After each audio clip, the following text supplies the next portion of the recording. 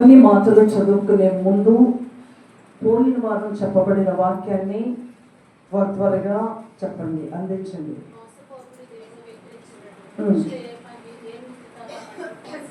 చెప్పరా మొక్కలలో ఏం చెప్పాడు పౌలు గారు? ఏం చెప్పాడు? మోసపోవద్దు, దేవుడు వ్యతిరేకించాడు. ఎలా మోసపోతున్నాం మనం? లోకం చూస్తే అపవాది ప్రేరేపణ బట్టి దేవుని విషయంలో దూరంగా ఉంటే అనేక రకాలుగా మోసాన్ని పెంచుకుంటున్నాం కనుక అలా ఉండకుండా దేవునిలో ఖచ్చితమైన భక్తిని చేస్తూ నిత్యము దేవుని రాజ్యంలో సిద్ధపడాల్సిన వారు ఉన్నాం. దేవునికి స్తోత్రం. ఈరోజు కొన్ని మాటలు బైబిల్లో నుంచి మనం చూద్దాం. కీర్తన 23వ కీర్తన కొన్ని మాటలతో నేను ఇంకా ఆ కీర్తన మనము ధ్యానిద్దాము. అలాగే మిగిలిన కొంత సమయము ఏదొక పనికి కేటాయించబడి ఉంది కనుక దయచేసి అందరూ కూడా బైబిల్ చదవండి. కీర్తన 23వ కీర్తన.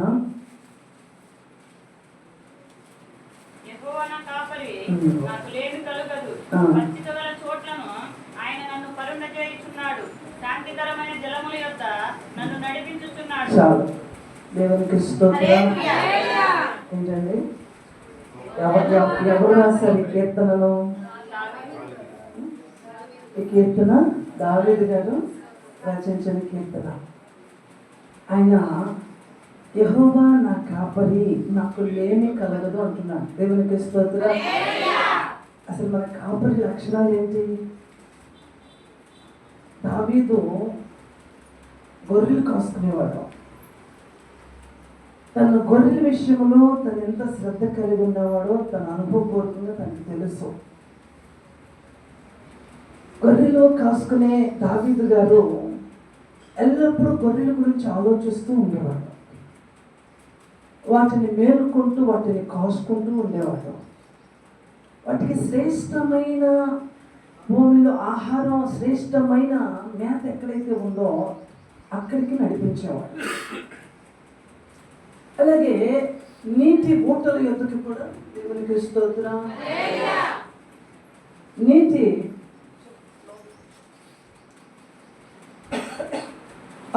నీరు ఎక్కడైతే శ్రేష్టమైన నీరు అయితే ఉందో అక్కడికి తన మందను తోలుకుంటూ ఉండేవాడు. రాత్రి వేళ ఆయన మేలుకొని కాచుకుంటూ ఉండేవాడు. దేవునికి స్తోత్రం.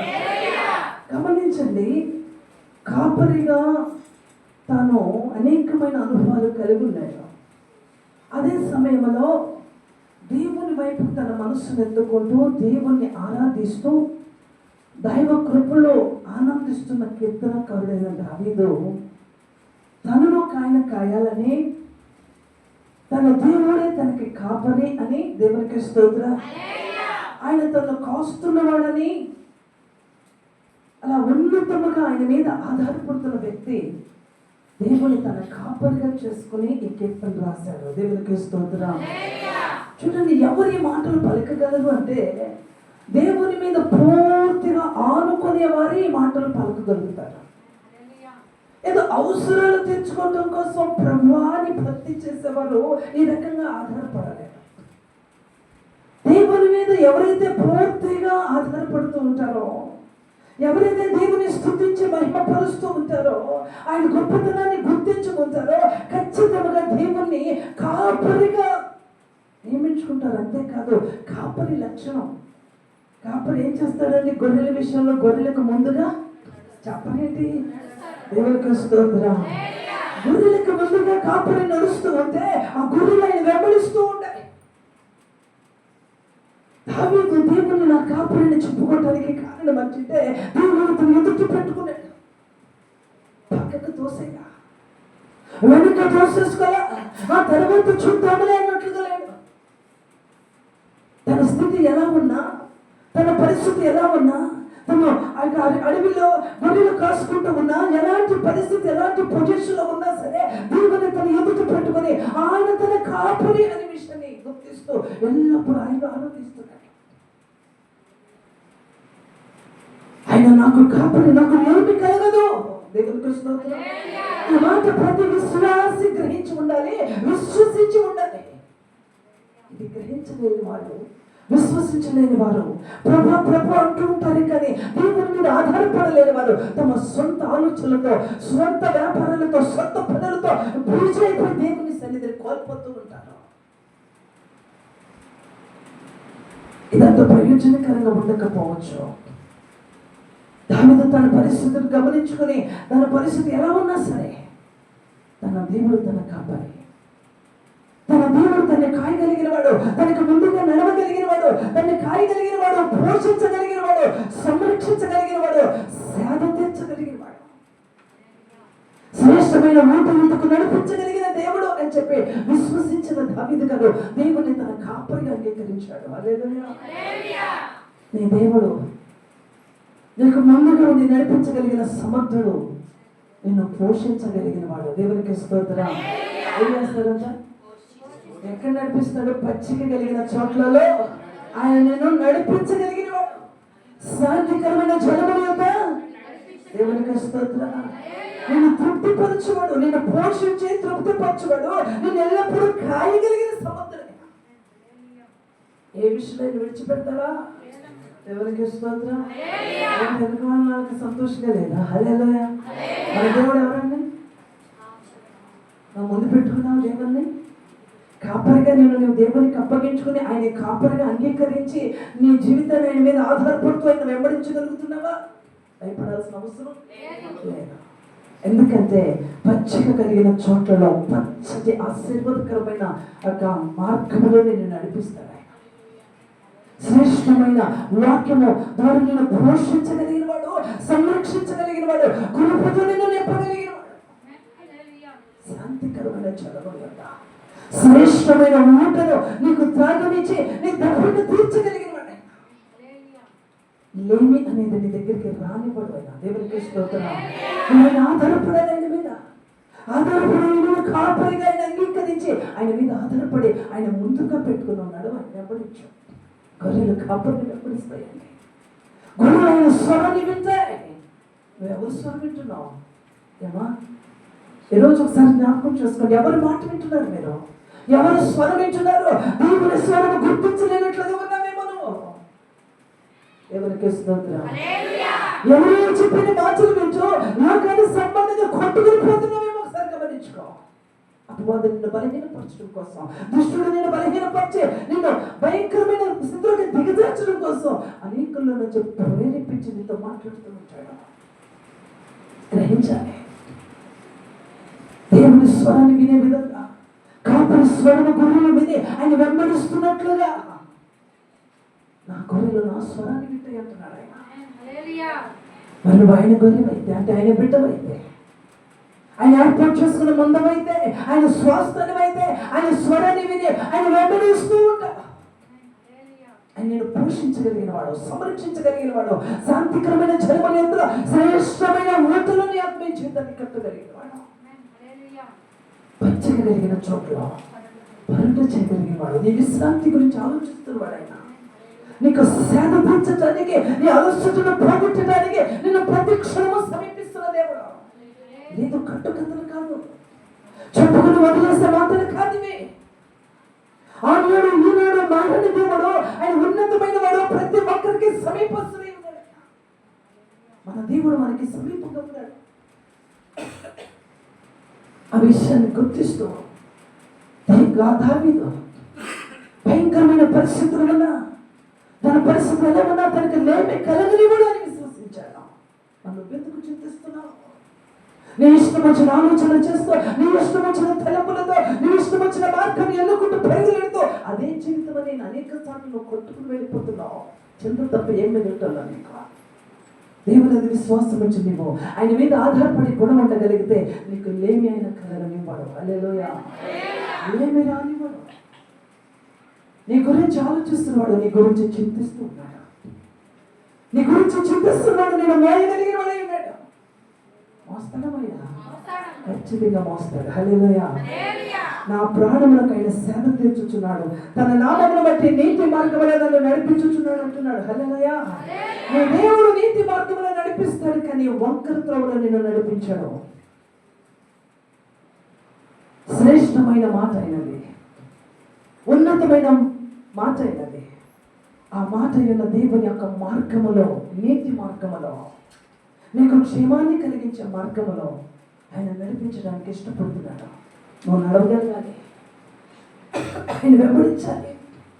ఆ మార్గం నీతికరమైనది, అది శ్రేష్టమైనది, అది ఆశీర్వాదకరమైనది. లోకంలో ఉన్నట్లుగా విశాల మార్గంలోకి నేను విడిచిపెట్టడానికి నేను ఇష్టపడుతున్నా. అక్కడ నాశనం ఉంది, అక్కడ మృగాలు ఉన్నాయి.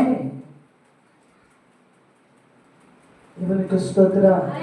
అలాంటి తప్పుడు మార్గంలో దేవుడు నిన్ను నడిపించమని కాదు. నీ ఇష్టం వచ్చిన మార్గం నువ్వు ఎన్నుకుంటున్నావేమో, విశాల మార్గాన్ని ఎన్నుకుని వెళ్ళాలని ప్రయత్నం చేస్తున్నావేమో. అక్కడ ప్రమాదాలు పంచుకుని ఉంటాయి. ఆ విశాల మార్గంలో నరసింహ పంచుకుని ఉంటుంది, అనేక రకాల ప్రమాదాలు పంచుకుని ఉంటాయి. అపాయాలు అడుగుడుగులు ఉండొచ్చు. ఎక్కడ నీ జీవితం బ్రేక్ అవుతుందో తెలియదు. కనుక దేవుడు నీతికరమైన మార్గంలో, శ్రేష్టమైన మార్గంలో నిన్ను నడిపించడానికి ఆయన ఎల్లప్పుడూ నీకు సమీపంగా ఉండి ఆయన మాట నీకు వినిపింప చేస్తూ ఉంటాడు. దేవుడు నేను వదిలిపెట్టలా, నేను ఏర్పాటు చేసుకున్నాడు, నీతో మాట్లాడుతున్నాడు. వాక్య లేఖనాల ద్వారా నీతో మాట్లాడుతున్నాడు, నిన్ను బలపరుస్తున్నాడు. ఇదిగో నేనున్నానని తన ప్రత్యక్షతను బయలుపరుస్తున్నాడు. కనుక విశ్వసించండి, నీవు ఆయన మీద ఆధారపడి ఆయన కాపురుగా అంగీకరించి ఆయన అనుసరించే మాటలు నువ్వు ప్రయాణం చేయాలి. ఆయన మార్గం శ్రేష్టమైనది, ఆజ్ఞల మార్గం, నీతి మార్గం, అది శ్రేష్టమైనది, అది చాలా ఉన్నతమైనది, అది ఆశీర్వాదకరమైన మార్గం, అది మహిమ కలిగినది. ఆ మార్గంలో ప్రయాణం చేయాలి. దేవుడు నిన్ను నీతికరమైన మార్గంలో నడిపించడానికి ఆయన ఇష్టపడుతున్నాడు. కనుక నీ మార్గాలు దేవునికి అప్పగించుకుంటావు. ఆయన కాపురిగా అంగీకరించి అన్ని విషయాల్లో నిన్ను పోషించగలిగిన వాడు, సంరక్షించగలిగిన వాడు. గొర్రెల విషయంలో కాపరి ఎలాంటి శ్రద్ధ కలిగి ఉంటాడో అంతకంటే ఎక్కువ శ్రద్ధ కలిగిన దేవుడు కాపరిగా మన పక్షాన ఉన్నాడు. హల్లెలూయా. కాపరి అంటే ఏం చేస్తాడు? ముందు నడుస్తాడు, దారి చూపిస్తాడు. మా మధ్య మళ్ళీ ఏం చేస్తాడు?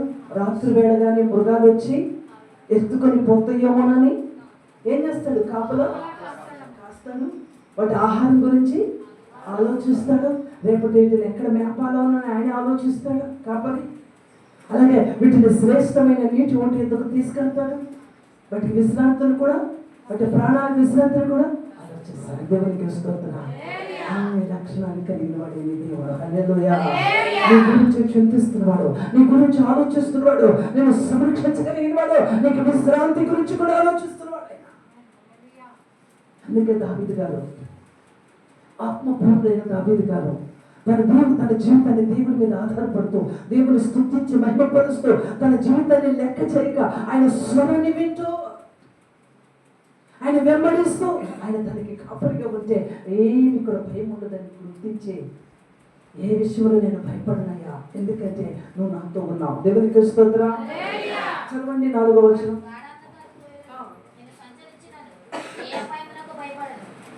ఏదట గాండాంధకారపు లోయలో నేను సంచరించినను ఏ అపాయములకు భయపడను. నీవు నాకు తోడై ఉండవు, నీ దొడ్డు కర్రయు నీ దండమును నన్ను. దేవునికి స్తోత్రం. చేతులు ఏముంటుందండి? మన దేవుని చేతులు ఏముంది? వాగ్దానాలు, దుడ్డు కర్రలు మన కొరకు సిద్ధపరచబడి ఉన్నాయి. హల్లెలూయా. అంతేకాదు, మన దేవుడు ఏం చేస్తాడంట? ఏ అపాయము కూడా రానివ్వకుండా ఆయన ఏం చేస్తాడు? కాస్తూ ఉంటాడు. దేవునికి స్తోత్రం. చూడండి, ఆయన ఏం చేస్తాడు? గాండాంధకారపు లోయలో నేను సంచరించినను ఏ అపాయముకు భయపడను, ఎందుకని నీవు నాకు తోడై ఉన్నావు. దేవునికి స్తోత్రం. దేవుడు మనకు తోడై ఉన్నవాడే కదా.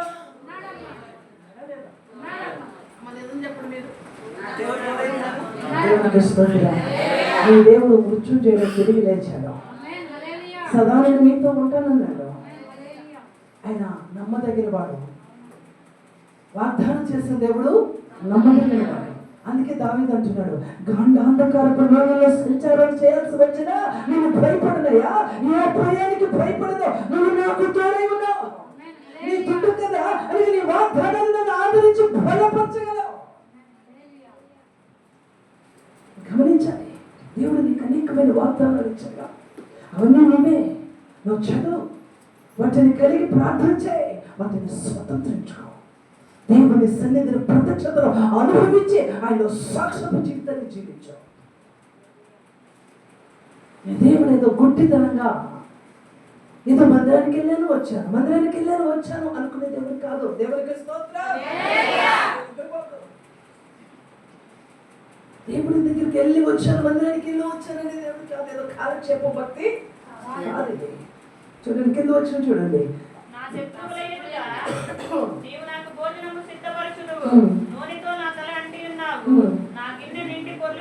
దేవునికి స్తోత్రం. మనకి దేవుడు భోజనాన్ని ఎక్కడ? ఈ లోకంలోనే. దేవునికి స్తోత్రం. ఈ లోకంలోనే దేవుడు మనకు భోజనాన్ని సిద్ధం చేస్తాడు. వాక్యాన్ని దేవుడు దయచేస్తాడు. మనకు భోజనాన్ని పెట్టుబడిగా ఉన్నాడు. అది మనకి శక్తినిచ్చేది. లోకంలో అనేక రకాలు విజృంభిస్తున్నప్పటికీ కూడా ఆ మధ్యలో దేవుని వాక్యం ద్వారా మనం పోషిస్తూ, తృప్తి పరుస్తూ, బలపరుస్తూ నిలబెట్టగలిగిన వాడు. హల్లెలూయా. అందుకే దావీదు అంటున్నాడు, ఏమని? నా శత్రువులు ఎదుట నీవు నాకు భోజనం సిద్ధపరచును, నూనెతో నా తలంచి ఉన్నావు, నా గిన్నె నిండి పొంగి పొరలుచున్నది. నూనెతో నా తలంటున్నామంటే దేవుని ఆత్మతో మనం ఏం చేస్తున్నాడు? నూనెతో అభిషేకిస్తున్నాడు. అంటే దేవుని ఆత్మ అభిషేకాన్ని మన మీదకి తీసుకొస్తున్నాడు. అంతేకాదు, దావీదు అంటున్నాడు, నా హృదయం నా గిన్నె నిండి చెప్పలేమా. హల్లెలూయా. అంటే ఏంటో తెలుసా? దావీదు హృదయం ఆనందముతో పొందుతూ ఉంది. ఎందుకంత విచారంగా దిగులు కూర్చున్నాడు? ఎవరు కొడుతున్నట్టుగా. దేవునికి స్తోత్రం. చెప్పండి, ఎప్పుడైనా నవ్వుతాడు. హల్లెలూయా. దేవుని ఎదుట మనం ఎలా ఉండాలి? అది సంతోషంగా నీ హృదయంలో ఉంటే నీ మొక్కలు కనపడదా? ఒక తేట ఉంటుందంట. హల్లెలూయా. ఎన్నో ఆలోచనలు, ఒక రకమైన ఫీలింగ్స్ లో ఉన్న మనకు అంతే బిగదీసి కూర్చుంటాం. పడతాను నింటున్నట్టు. దేవుడికి స్తోత్రం. చెప్పండి, దావీదైతే అంటున్నాడు, నా గిన్నె నిండి పొంగి పొర్లుచున్నది. దేవునికి స్తోత్రం. ఆనందంతో, దేవుని ఆనందంతో గడుపుతున్నాడు. దేవుని సన్నిధిలో తన హృదయం పొంగి పొర్లుతూ ఉంది. దేవుని ఆరాధిస్తున్నప్పుడు మన హృదయం నిండి పొంగి పొరలాలంటే హృదయపు లోతుల్లో నుంచి స్థితి ఆరాధన రావాలి.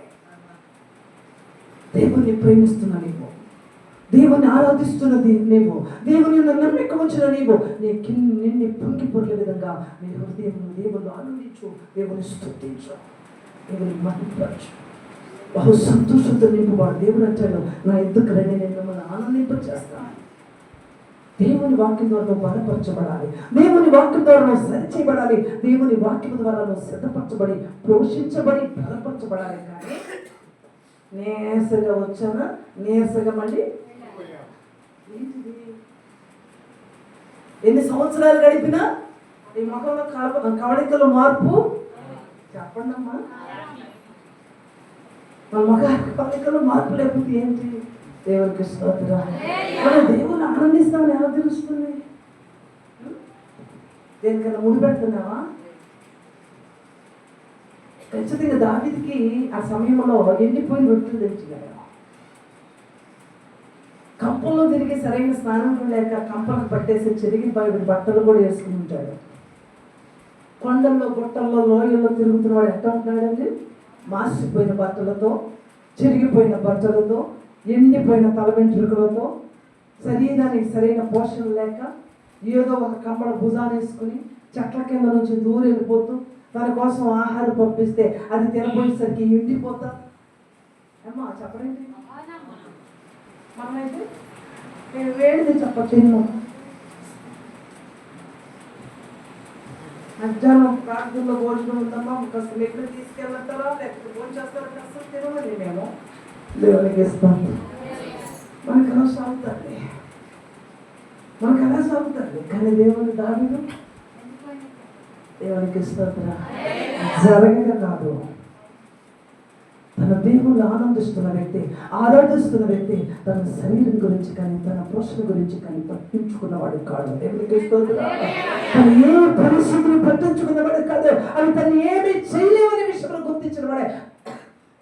నాకు లేని కారణం ఏంటంటే మనస్సు దేవుళ్ళు ఆనందిస్తున్నాడు కనుక ఇంకేమి కూడా తనకి పెద్ద విషయంగా అనిపించుకోవాలి.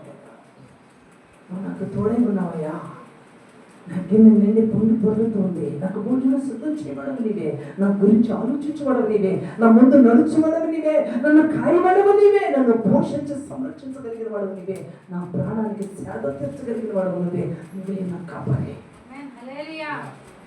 ఈరోజు నేను నీ జీవితానికి, నీ కుటుంబానికి ఆ రకంగా విశ్వసించి ప్రభువును అనుసరించగలిగితే ఇంకేదైనా తక్కువ అవుతుందా? తక్కువ కాదు. దావీదు ఆ సమయంలో పాడుకున్న కీర్తన అతని జీవితంలో నెరవేర్చబడినట్లుగా ఉన్నతమైన స్థితిలోకి అతను చేర్చబడ్డాడు. అనేకులకి అతను రాజుగా, అనేకుల్ని పరిపాలించేవాడుగా, అనేకుల్ని బలపరచేవాడుగా, అనేకులకి మాదిరిగా నిలిచాడు దావీదు గారు. ఈ రోజున మనకి కూడా అందుకే దావీదు ఏమంటున్నాడు?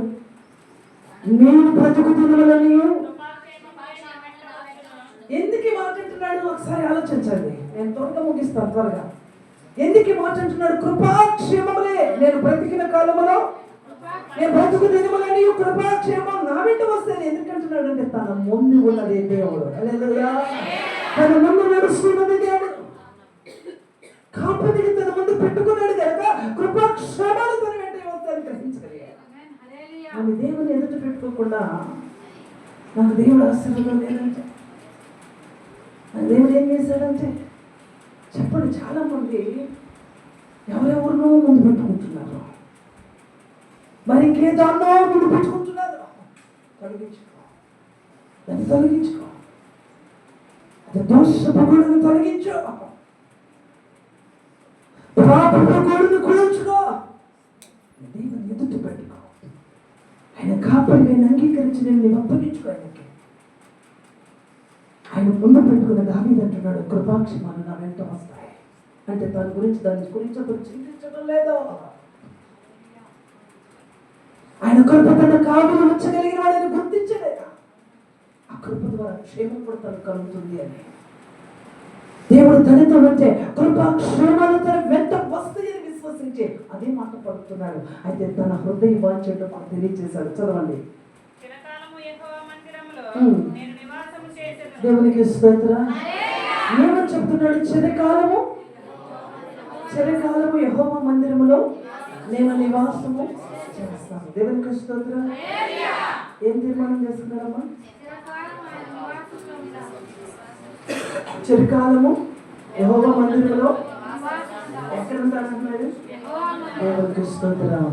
ఆయన సన్నిధిలో ఉంటాను అని తీర్మానం చేసుకుంటూ ప్రార్థన పూర్వకముగా తను దేవునికి అప్పగించుకుంటున్నాడు. హల్లెలూయా. గమనించండి.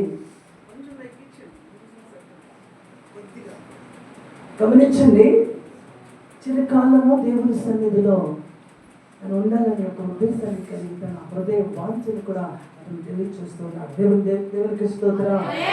దేవుడు అతను స్థిరపరచాడా లేదా? దావీదు సింహాసనాన్ని దేవుడు స్థిరపరచాడట. దేవునికి స్తోత్రం. దేవుడు దావీదు ఊహించినట్లుగానే దేవుడిని ఆధారం చేసుకున్న దావీదు జీవితం స్థిరపరచబడింది.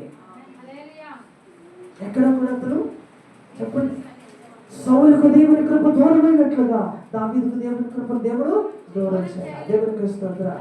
మరొక మాట నేను మీకు గుర్తు చేస్తాను. దేవుడు చూడండి, మరి మన ప్రభు అయినప్పుడు అక్కడ యెహోవా నా కాపరన్నాడు. యెహోవా అంటే వేరు, యేసు ప్రభు అంటే వేరా? దేవుడు అద్వితీయ దేవుడు. దేవునికి స్తోత్రం. ఆయన ఈయన వేరేమీ కాదు. చూడండి యోహాను సువార్త 10వ అధ్యాయం 11వ వచనం. మంచి కాపరి గొర్రెల కొరకు తన ప్రాణము పెట్టును. జీతగాడు గొర్రెల కాపరి కాడు గనుక గొర్రెలు తనవి కానందున తోడేలు వచ్చిన చూచి గొర్రెలను విడిచిపెట్టి పారిపోవు. ప్రభు యేసుక్రీస్తు వారు చెప్తున్న మాట ఏంటి? నేను గొర్రెలకు మంచి కాపరిని, మంచి కాపరి గొర్రెల కొరకు తన ప్రాణము పెట్టును. దేవునికి స్తోత్రం.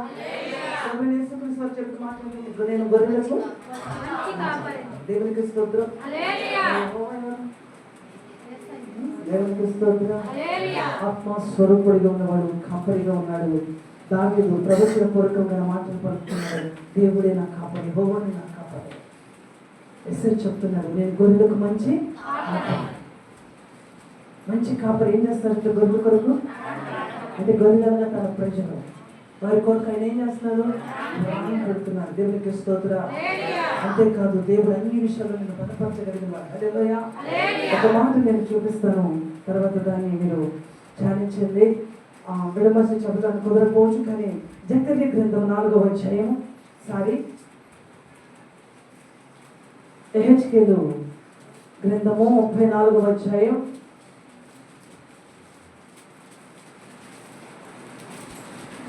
34:14 కాంచి చదవండి. ఎవరో ఒక్కరు వేదన చదవండి. వాటిని మేపెదను, ఇశ్రాయేలు యొక్క ఉన్నత స్థలముల మీద వాటికి దొడ్డి ఏర్పడును, అక్కడ అవి మంచి దొడ్డిలో పండుకొనును. ఇశ్రాయేలు పర్వతము మీద బలమైన మేతగల స్థలమందు అవి మేయును. నేనే నా గొర్రెలను మేపి పరుండబెట్టుదును.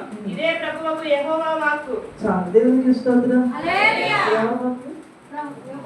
దేవునికి స్తోత్రం. ఆయన ఏం చేస్తాడంట? మంచి మేతగల చోట్ల వాటిని నేను మేపుదును, ఇశ్రాయేలు యొక్క ఉన్నత స్థలం మీద వాటిని తోటి ఏర్పడుతుంది. దేవునికి స్తోత్రం.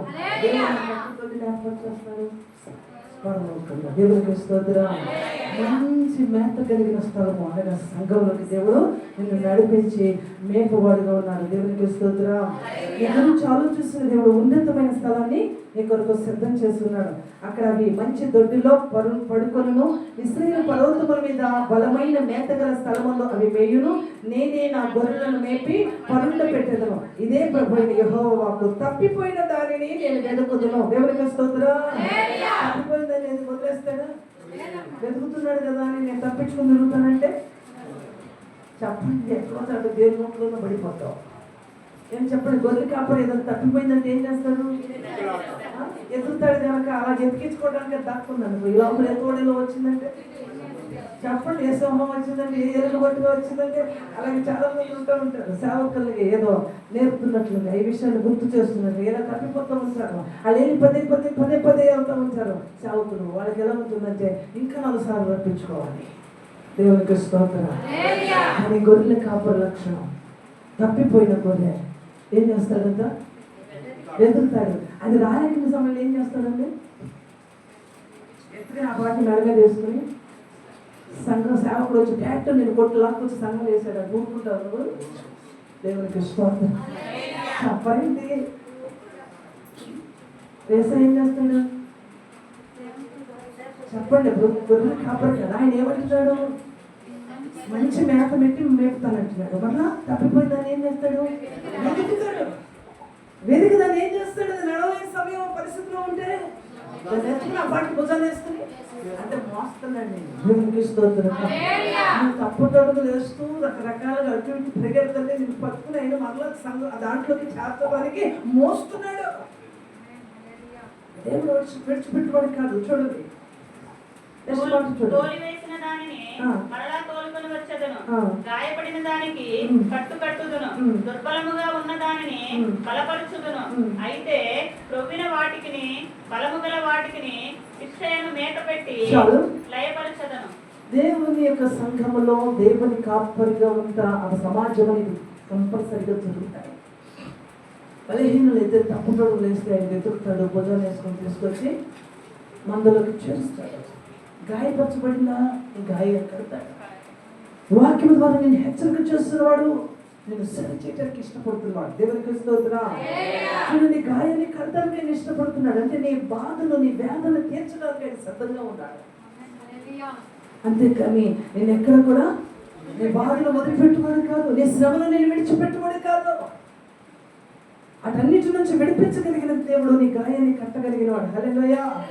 కనుక చూడండి, అక్కడ ఏమనుంది? దుర్భములుగా ఉన్నదాన్ని బలపరుచును. దుర్బలంగా అంటే దేవునికి స్తోత్రం. బలహీనంగా ఉన్నదాన్ని దేవుడు ఏం చేస్తాడు అంటే సంఘములో దేవుడు ప్రతి ఒక్కరికి కావలసినది ఇస్తాడు. బలహీనమైన దాన్ని దేవుడు బలపరచబడిగా ఉన్నాడు. అనేక సార్లు రక్షించి నెక్స్ట్ మాట వాటిని అయితే క్రొవ్విన వాటిని బలముగల వాటిని శిక్షను మేత పెట్టి లయపరచెదను. చాలు. క్రొవ్విని దేవునికి స్తోత్రం. హల్లెలూయా. క్రొవ్విన వాటి క్రొవ్వినివి ఏమైపోయినాయి అంట? మర్చిపోయి బాగా బలం వచ్చేసింది. ఇప్పుడు వాడికి శిక్ష కావాలంట. శిక్షణ ఎందుకని? కడుపు నిండిపోయింది. అవి ఏం చేస్తాయి? ఈ మందులోంచి పక్కకు పోయి ధీమాగా కూర్చుంటాయి. దేవునికి స్తోత్రం. చెప్పండి, ఎందుకంటే అవి ఆల్రెడీ మేత అది ఎక్కువైపోయింది. దేవునికి స్తోత్రం. బరువు పట్టేసింది. అవి సపరేట్ రాజే వాటి గర్భంతోనే అనుకోవచ్చు. ఎందుకంటే మా పక్కన కొవ్వు వచ్చేసింది. దేవునికి స్తోత్రం. ఏం చేస్తాడంట? ఏం చేయడానికి? దేవునికి స్తోత్రం. మళ్ళా దాన్ని అనుకుంటాడు. హల్లెలూయా. దేవుడు తన మందకి ఏది అవసరమని తెలుసు. బలహీనులు బలపరుస్తాడు. దుర్భముగా ఉన్న వాటిని ఆయన ఆదరించి సేవ తీరుస్తాడు. గాయపరచబడిన వాటిని గాయాలు కడతాడు. ఒకవేళ నువ్వు గర్వముతో అహంకారముతో రెచ్చిపోయి దేవుని వాక్యానికి విరుద్ధంగా ఉన్నావా, నీకు శిక్ష అనే మేత పడుతుంది. గ్యారంటీ. అది రాకముందు నువ్వు దేవుని సురక్షితమైన రెక్కలకి వెళ్ళిపో. దేవుని స్వాధీనంలో ఉండదు. మనం ఆయన కాపరిగా పెట్టుకుంటున్నాం. మనం ఆయన మన గురించి చింతిస్తున్నాడు. మనం పోషించి సంరక్షించి ఉన్నతమైన స్థితిలో మనం నిలబెట్టగలిగిన దేవునిలో మనం ఆత్మీయంగా జీవిస్తూ ఉన్నతమైన ఎక్కడికండి పరలోకపు రాజ్యములకి చేరున్నంత వరకు ఆయన నడిపించబడాలి. యెహోవా వాక్యాన్ని యెహెజ్కేలు ప్రవక్త ద్వారా దేవుని మాటలు తెలియజేశారు. దావీదేమో నా కాపరి అని చెప్పేశాడు. ప్రవక్తల ద్వారా దేవుడు తను ఏమై ఉన్నాడో కూడా విషయాన్ని తెలియజేశాడు. అంతేకాదు నువ్వు ప్రభుని యేసుక్రీస్తు వారు జన్మించి ఆ తర్వాత ఆయన చెప్తున్న మాట, నేను గొర్రెలకు మంచి కాపరి గొర్రెల కోసం తన ప్రాణాన్ని పెట్టాలని చెప్పి ఆయన ప్రాణం పెట్టాడు. దేవుడు అద్వితీయ దేవుడు. ఆయన సర్వశక్తిమంతుడు. మన కోసం ఏదైనా చేయగలిగినవాడు. మన కోసం పరలోకాన్ని విడిచినవాడు. మన కోసం ఈ లోకానికి వచ్చినవాడు. ప్రాణాన్ని అప్పగించుకున్నవాడు. తన శరీరాన్ని ఆ బలిగా అప్పగించి ఈ లోకంలో మన కొరకు ఖర్చు అయిపోయినవాడు. హల్లెలూయా. ఆయన పోషించబడగలక అలాంటి దేవుని నువ్వు కాపరిగా అంగీకరించి ఆయన ఎదుట పెట్టుకొని ఆయన అనుసరించు. కృపాక్షేమాలు నీ వెంట వస్తాయి. నీ హృదయంలో ఒక తీర్మానం చేసుకో. ఎల్లప్పుడూ నా దేవుని సన్నిధిలో నేను నివసిస్తాను. నా దేవుని సన్నిధిని అంతే పెట్టుకుని అంతే.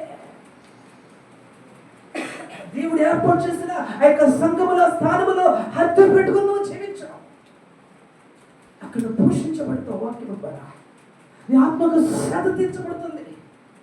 నీ తల అంటబడుతుంది. నీకు ఎన్ని పొంగిపోయిన విషయాలు దేవుడు నీకు తెలియచేస్తూ నేను బలపరుస్తూ ఉంటాను. ఆయన సన్నిధి నీతో ఉంటుంది. ఆయన దుర్చకులు నేను ఆదరిస్తూ ఉంటుంది. ఏ అపాయానికి భయపడకుండా ఒక నిత్య రాజ్యంలోకి నేను చేర్చడం కొరకు. హల్లెలూయా. ఆ కుటుంబంలో దేవుడు మనందరినీ సిద్ధపరచును గాక. ఆమేన్. మోకరించండి. త్వరగా మోకరించి